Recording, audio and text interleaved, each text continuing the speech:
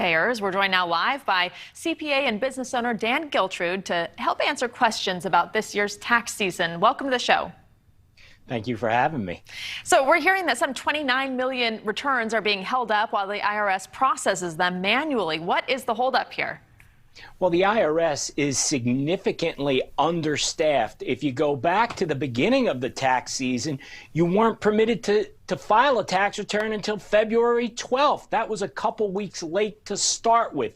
So with the IRS having less manpower than they need, with limited resources, everything is simply getting delayed.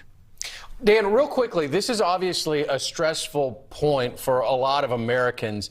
When we're talking about stress, you think about tax time immediately. Now you couple in possible delays by the IRS. What's the best way right now to get through this time? What you really need to do is make sure when you're filing your tax return, you're doing it electronically, and you've also put your banking information so that you can get your refund wired directly into your bank account. That is the quickest way to get your money, and you're helping the IRS help you.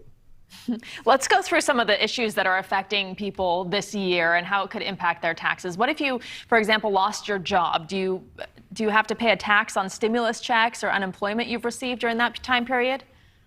Stimulus checks are not taxable by the federal government.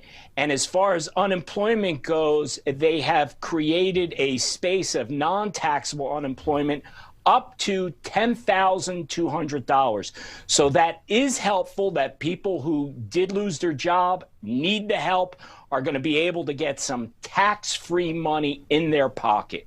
As we continue to talk about unique situations that happened in 2020, what if you had to take out money of your retirement fund to pay for living expenses?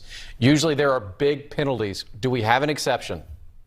Yes, we do. Under the CARES Act for 2020, you could withdraw up to $100,000 without the tax penalty.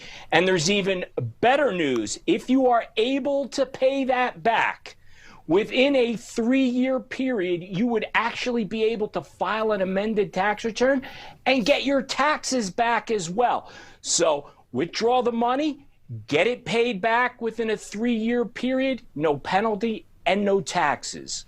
And we know, unfortunately, so many people have lost businesses over this past year. What if you owned a business that went under during the pandemic? Are there any special measures to help out in that situation?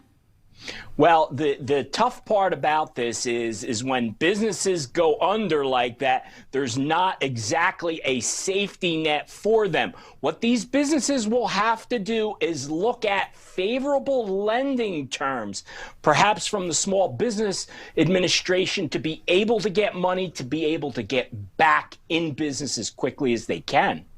What if a relative or older child moved in with you because they were impacted by COVID? Are there situations where you could get a credit on your tax? Yes, and let's remember, personal exemptions went away with the Tax Cut and Jobs Act. So now what you're left with is being able to get qualified dependents, either a qualified child or a qualified relative. So you could be eligible for tax credits. Tax credits are great. Why? Because they reduce your taxes dollar for dollar. So when you're having your tax return prepared, make sure you bring up the fact of who's living with you and who you're supporting, because you may be able to get a dollar for dollar reduction of your taxes. All right, super helpful information and a very unique tax year. Dan Geltrude, thank you for joining us tonight. Thank you.